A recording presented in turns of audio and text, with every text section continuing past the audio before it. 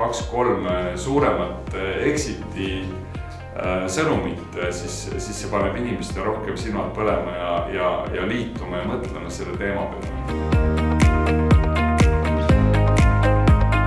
Minule kui siis vähem kogenud investorile on see nagu ülioluline, et see minu jaoks see annab pisut ikkagi nagu kindlust, julgeks nagu väita, et see maandab nagu siis vähem kogenud investorile pisut riski, sest sul on võimalus ikkagi arutada, rääkida. Ma arvan, et see võiks olla näiteks 20 000. Aga kõik, mis on nagu üle, see tekitab suuremaid võimalusi.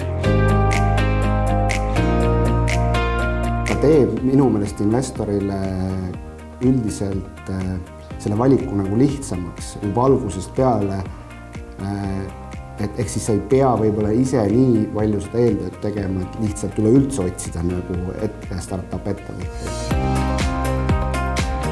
On väga lihtne, tuleb nii Estbani inimestega ühendust võtta.